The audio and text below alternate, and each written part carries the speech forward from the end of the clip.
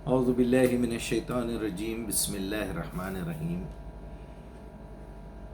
چلیے آج دعوت کے موضوع پر ہی، یعنی اس قرآن کی دعوت کے سفر میں کیا کیا پرابلمز پیش آتے ہیں اور کیسے کیسے لوگ آپ سے ملتے ہیں اور کیا کیا حالات سے سامنا کرنا پڑتا ہے، میں اس کا کچھ اپنا ایکسپیرینس شیئر کرنا چاہتا ہوں۔ آج فجر کے بعد ایک صاحب سے ملاقات ہوئی، کافی دن سے مجھے دیکھ رہے تھے لیکن بات کرنے کی ہمت نہیں ہو رہی تھی۔ میں سلام کرتا تھا سب کو، جس کو دیکھتا تھا مسکرا کے سلام کرنا۔ سورہ نور کی ایک آیت بھی ابھی میں نے شیئر کی ہے سب کے ساتھ کہ وہ آپ دیکھ لیجئے، مل جائے گی اب آپ کو۔ بہرحال سورہ نور ہی پڑھ لیجئے پورا، بڑا زبردست سوشل لائف کے لیے، فیملی لائف کے لیے بڑی زبردست صورت ہے۔ آپ کو بہت سارے قوانین ملیں گے اس میں۔ میں سلام کرتا ہوں، مسکرا کے دیکھتا ہوں، لوگوں کو اٹریکٹ ہوتے ہیں، میں اٹریکٹ کرتا ہوں ان کو، کوشش کرتا ہوں کہ امپریس کروں تاکہ لوگ یہ سوچنے پہ، یہ بولنے پہ، یہ پوچھنے پہ مجبور ہو جائیں کہ آپ کرتے کیا ہیں۔ تو پھر میں بڑے آرام سے قرآن کا انٹروڈکشن دیتا ہوں، لیکن جو ریسپانس ہمیں ملتا ہے، یہ ویڈیو خاص طور پہ میں اپنے تمام اسٹوڈنٹس کے لیے، اپنے تمام ملنے والوں کے لیے جو قرآن کی دعوت کی خواہش رکھتے ہیں، کر رہے ہیں کام، اور ان تمام ہمارے دوست احباب سے جو الگ الگ سیکشنز میں، الگ الگ جماعتیں، فرقے بنا کے جو ہے دین کا کام کر رہے ہیں۔ اس میں بہت سارے لوگ مخلص بھی ہیں کہ چلو بھائی سنسیئرلی دین کا کام کریں گے، ان کو یہ شعور آ چکا ہے کیا حلال ہے، کیا حرام ہے، کیا شرک ہے، کیا بدعت ہے۔ ہم کو قرآن کی دعوت دینا چاہیے، ہم کو دین کی دعوت دینا چاہیے۔ اب چھوٹی موٹی مسٹیکس کر رہے ہیں، ہر چیز کے لیے کچھ ٹریننگ چاہیے، ہر چیز کے لیے کچھ تھوڑا بہت ٹائم نکالنا پڑتا ہے، محنت کرنا پڑتا ہے، آ جائیں گا انشاءاللہ۔ ضد نہیں کرنا۔ اسی موضوع کو لے کے آگے بڑھتے ہیں۔ ضد کا جو معاملہ ہے، وہ ضد پیدا کہاں سے ہوتی ہے، میں اس پہ آج غور کر رہا ہوں۔ صبح سے تقریباً 3 گھنٹے ہو چکے ہیں، بلکہ 3.5 گھنٹے ہو چکے ہیں۔ دیکھیے، ضد کمزوری سے پیدا ہوتی ہے۔ آپ کسی سے کوئی بات کہیں، تھوڑی دیر میں پہلے تو وہ اٹریکٹ ہوگا، امپریس ہو جائے گا، وہ بولے گا بھائی بڑا ذہین آدمی ہے، بڑا ڈاؤن ٹو ارتھ ہے، ارے سمپل کپڑے ہیں، اس کا حلیہ بھی کچھ عالم کا نہیں ہے۔ یا کبھی اگر آپ اپنی پروفیشن کا اظہار کریں کہ بھائی میں ایک انجینئر ہوں، میں اتنے سال جو ہے پولیس ڈپارٹمنٹ میں کام کیا ہوا ہوں، اتنے کنٹریز گھوما ہوا ہوں، ابھی دین کی بات نہیں ہو رہی، سمجھا، اسلام کی بات نہیں ہو رہی، تھوڑا سا امپریس ہو جاتے ہیں، ارے یار اتنے کنٹریز، 49 کنٹریز، 450 سے زیادہ سفر، 500 سے زیادہ سفر اور 400 سے زیادہ اسٹیٹس، تو آدمی امپریس ہوتا ہے۔ ویری نیکسٹ مومنٹ میں وہ شرمندگی فیل کرنے لگتا ہے، انفیریارٹی کمپلیکس کہتے ہیں اس کو۔ اب جیسا ہی وہ کمپلیکس میں آ جاتا ہے، وہاں سے یہ کوشش کرتا ہے کہ آپ پہ اٹیک کرے، آپ کی کوئی نہ کوئی خرابی بتائے۔ بھائی جب آپ اتنے زیادہ کنٹریز گھومے ہوئے ہیں، اتنی دنیا دیکھے ہوئے ہیں، تو کیا یہاں جوتیاں چٹخارتے پھر رہے ہیں، یہ ریسٹورنٹ میں چائے پی رہے ہیں، وہاں کھانا کھا رہے ہیں؟ اب اس کے بھیجے میں گھستی نہیں ہے بات، حالانکہ وہ بات جان کے، بوجھ کے، سمجھ کے اس کو قبول کرنا نہیں چاہ رہا ہے کہ میں نے کتنا وقت خراب کر دیا اپنی زندگی کا، میں آج بھی کتنا ٹائم ویسٹ کر رہا ہوں۔ عقل مند آدمی، سمجھدار آدمی، جس کے اندر رائے کے دانے کے برابر بھی ایمان ہو، فوراً اپنی خرابی، اپنی غلطی، اپنی کمزوری، اپنی کاہلی، اپنا کفر، اپنا شرک، اپنی جہالت کا اقرار کرتا ہے، اظہار کرتا ہے کہ بھائی واقعی یار آپ سے مل کے بڑی خوشی ہوئی، کہ بھائی کیا عمر ہے آپ کی اور آپ نے کتنا وقت لگایا اتنے کم وقت میں اتنی ساری دنیا گھومنا، اتنے سارے کام کرنا، یہ ہاؤ اٹ از پاسبل۔ پھر جب میں بتاتا ہوں میں ایک سنگر ہوں، میں اتنے ملکوں میں گانا گایا ہے، میں زی ٹی وی پہ آیا ہوں، گیا پھر وہ کام سے، بتا یار یہ امپاسبل ہے۔ ارے بھائی میری فیملی اتنی بڑی ہے، میرے 4 بیویاں ہیں، 14 بچے ہیں، اتنے سالے سالیاں ہیں، اتنے سسرال والے ہیں، پھر اتنے خاندان کے اتنے لڑکوں کو اور اجنبیوں کو، پہچان والوں کو میں قطر بلایا اپنے خرچے پہ، ان کی جو بھی میرے سے مدد ہو سکتی کیا۔ جیسا ہی یہ پتہ چلتا ہے میں نے گھر نہیں بنایا, میں نے زمین نہیں خریدی, میں نے اپنی بیویوں میں اور بچیوں میں 1 تولہ سونا کبھی نہیں دلایا. ان لوگوں کے پاس کچھ بھی نہیں ہے, ایک زمین نہیں ہے, ایک ذاتی گھر نہیں. اب یہاں آ کے وہ مجھے دبانے کی کوشش کرتے ہیں. وہ کیا فائدہ آپ کا یہ سب کچھ کر کے جو آپ اپنے گھر والوں کے لیے کچھ نہیں کر سکے. یعنی وہ بیچارہ یہ ڈھونڈتا ہے کہ میری جو کمزوری ہے وہ کمزوری کو میں کیسے چھپاؤں. بھائی میں نے اتنے بڑے بڑے کام تو نہیں کیے, لیکن اپنی بیوی بچوں کے لیے گھر تو بنا لیا.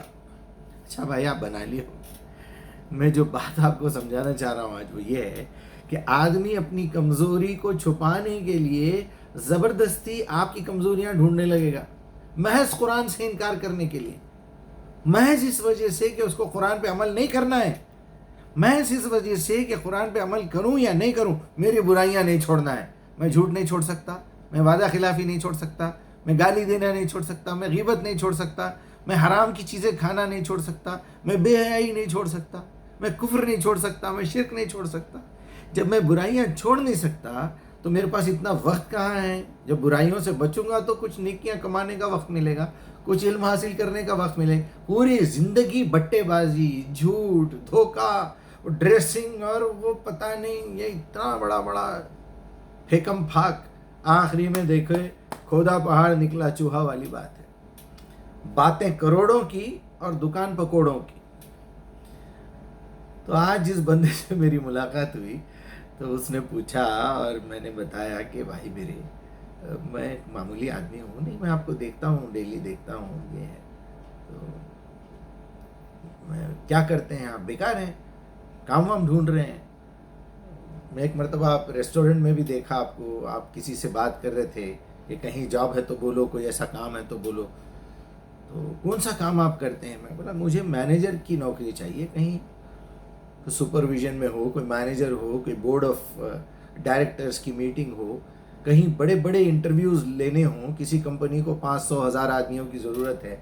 ہر کیٹیگری, ہر ٹریڈ, ہر فن کے اندر آپ کو کوئی بھی آدمی لائیے, آپ مینیجر سے لے کے پیون تک, حمام دھونے والے تک, چائے بنانے والے تک, اور جو ہے engineer, doctor, accountant, technician, supervisor, engineer, manager, سب کے لیے میں انٹرویو لے کے آپ کو اس کے نمبر بتا سکتا ہوں.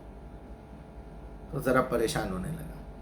پھر میں اور کیا کرتے ہیں آپ, پہلے کیا کرتے تھے, میں نے ڈیٹیل بتائی. تھوڑی دیر کے بعد وہ میرے عیب نکالنا شروع کر دیا. آپ کو جب کپڑے پہننے کا ڈھنگ نہیں ہے, آپ چپل پہن کے روڈ پہ آ گئے, آپ وہاں ریسٹورنٹ میں بیٹھے ہوئے ہیں, آپ یہاں پر ٹوپی نہیں پہنتے, آپ داڑھی کیوں نہیں رکھے, اب وہ باتیں شروع کرتے ہیں. بولا دیکھو بری بات ہے. اسی طرح ایک آخری بات کر کے میں اپنی بات ختم کروں گا, اور وہ یہ ہے کہ آپ سے اکثر لوگ دین کے بارے میں بحث کریں گے. ان کی نالائقی کی آپ حالت دیکھیے. اچھے اچھے لوگوں کو دیکھا ہے میں نے, بہت قریبی لوگ. دیکھیے مجھے بھائی آپ کی طرح میرے پاس تو اتنا علم نہیں ہے, لیکن اچھا بھائی یہ لیکن کہاں سے آ گیا؟ جب علم نہیں ہے تو خاموش بیٹھو نا. پھر اپنی کمزوری کا اقرار بھی کرتے ہو, سامنے والے پہ جو ہے اعتراض بھی کرتے ہو, اپنی ٹیڑھی کھیر کو سیدھا کرنے کی کوشش کر رہے ہو. بھائی ایک آدمی کو آپ نے دیکھ لیا کہ آپ سے زیادہ عقل مند ہے, آپ سے زیادہ اچھی میموری ہے, آپ سے زیادہ اچھی زبان ہے, آپ سے زیادہ اس نے دنیا دیکھی ہے, آپ سے زیادہ نالج ہے اس کے پاس, آپ سے زیادہ وقت قرآن پہ لگایا ہے. تو آپ یا تو اس کی بات مان لو یا پھر سوالیہ انداز میں پوچھو, بھائی آپ کی بات میں نے سن تو لی ہے لیکن ابھی یقین اس لیے نہیں کر رہا ہوں, میرا دل ابھی مطمئن نہیں ہے, کچھ دلائل اور دیجئے تاکہ میرا ذہن کھلے. یہ طریقہ ہے بات کرنے کا. آپ فوراً بول دیں گے کہ نہیں آپ غلط ہے, تو آپ کو غلط ہے بولنے کے لیے بھی دلیل دینا پڑے گا. دلیل دینا پڑتا ہے غلط کی, بلکہ غلط کی دلیل زیادہ دینا پڑتا ہے. صحیح بات کی دلیل دینے کے لیے تو کامن سینس والا کوئی بھی آدمی سمجھ جائے گا, ارے بھائی وہ بات تو صحیح کر رہا ہے نا. اور میری باتوں کے بارے میں لوگوں کا تو یہ بیان ہے کہ چھوٹے بچے سے لے کے 100 سال کے بوڑھے تک میری بات سمجھ سکتا ہے. اتنا پھیلا کے بات کرتا ہوں. جو زیادہ میرے قریبی دوست ہیں کہتے ہیں مجیب صاحب اتنی تفصیل کی کیا ضرورت ہے. تو بھائی میرا برین ٹیون اپ ہوا ہے, میرے سامنے کیمرہ ہے, ویڈیو ہے, اور میں ساری دنیا کو سامنے رکھ کے بات کر رہا ہوں, چھوٹے بچے سے لے کے بڑے آدمی تک. اب آپ کسی بڑے عالم کا بیان سنیے, غامدی صاحب کا سن لیجئے, آپ کو بڑے بڑے لفظ جو ہے وہ سر کے اوپر سے چلے جائیں گے.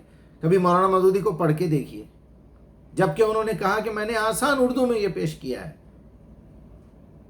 اسرار احمد صاحب کو سن لیجئے، سمجھ میں آ جائے گا، ہر بات سمجھ میں آ جائے گی، کیونکہ وہ وضاحت کے ساتھ بیان کرتے ہیں۔ ڈاکٹر ذاکر نائک کو سن لیجئے۔ تو اس طرح اگر میں اپنی علمی حیثیت بتانے لگوں، یا ان کا خود کا معیار ہے، وہ اتنا نیچے نہیں اتر سکتے۔ غامدی صاحب ہیں اور آپ کے مولانا مودودی ہیں، یا بڑے کچھ علماء ہیں جن کی ہائی کلاس اردو ہے، ہائی فائی اردو ہے۔ وحید الدین خان صاحب ہیں، بڑے خطرناک اردو لکھنے والے، پڑھنے والے لوگ۔ اب آپ کو یا تو اوپر پہنچنا ہے یا ان کو نیچے لانا ہے۔ اب بڑے کو اپنے گھر بلاتے ہیں، ہم ان سے ملنے کے لیے جاتے۔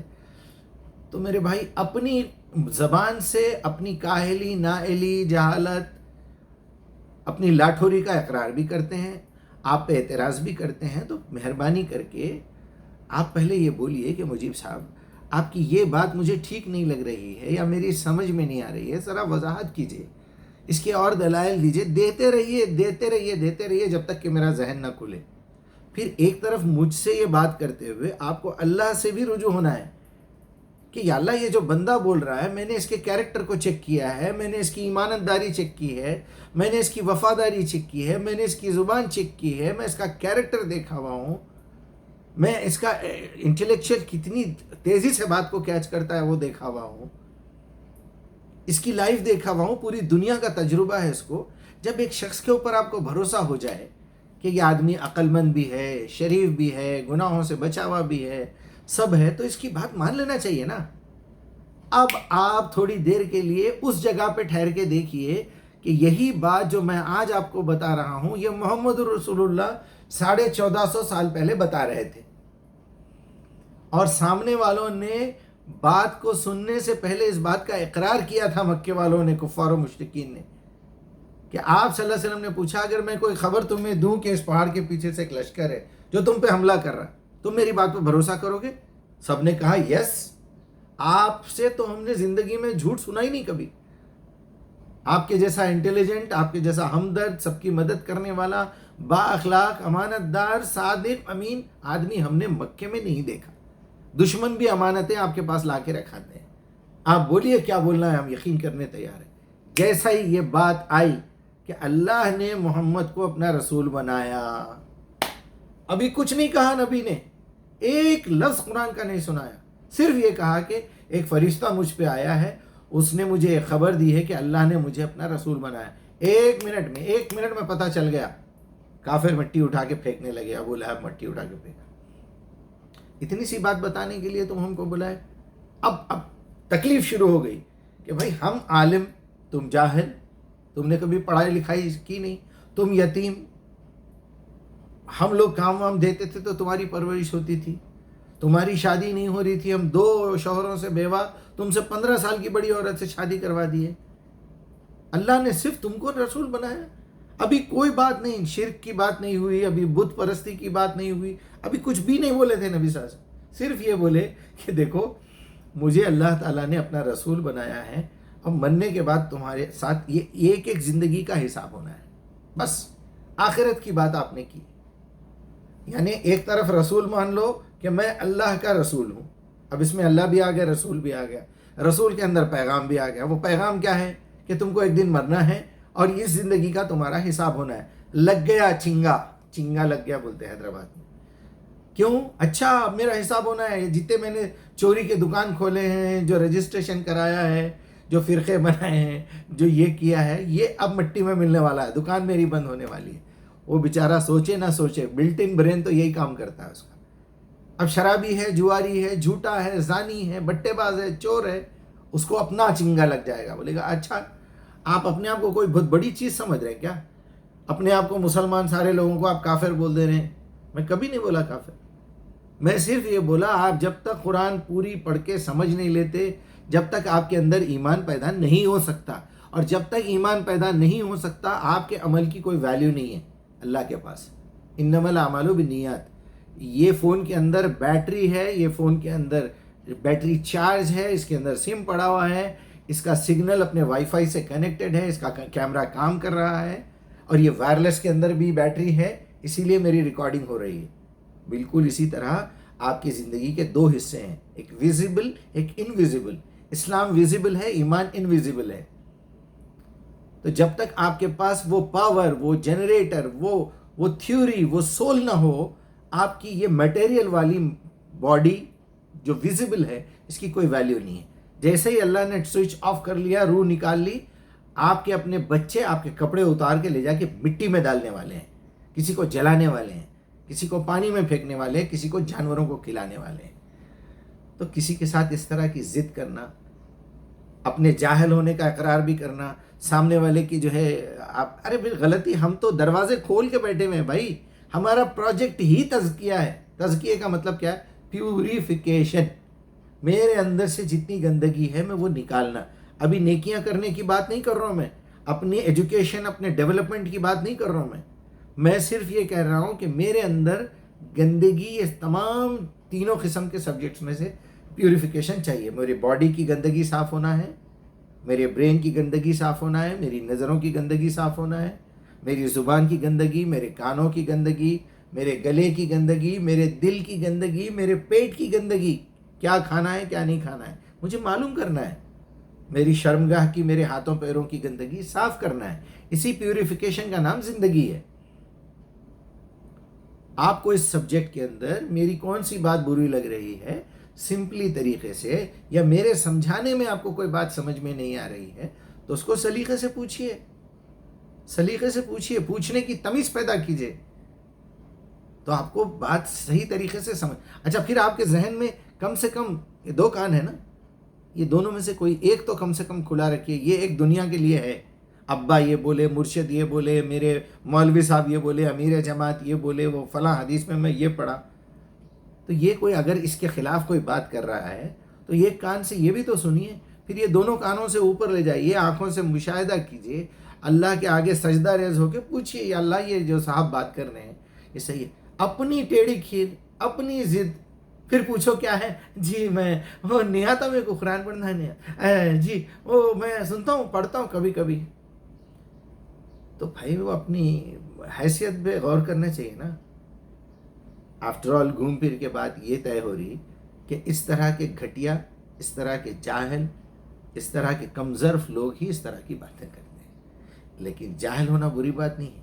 جاہلوں میں میں نے بڑے بڑے اعلیٰ ظرف کے لوگ دیکھے ہیں. یہ کمظرف اور نفاق، منافق قسم کا اور انکار کرنے والا، کفر کرنے والا، مشرک، ایسے ہی لوگوں کو چرکا لگتا ہے. اگر میری بات آپ کی سمجھ میں نہیں آ رہی ہے، میری بات آپ کے عقیدے کے خلاف ہے، تو اس کو سلیقے سے پوچھیے. 50 میسیجز آتے میرے پاس، میں ان کو اپنا ٹیلی فون نمبر دیتا ہوں، ان سے پوچھتا ہوں بھائی آپ کا نمبر دیجئے، میں کال کرتا ہوں. حالانکہ واٹس ایپ پہ میسیج آپ کرو یا میں کرو، اس میں کوئی بڑی بات نہیں ہے، سب فری ہے.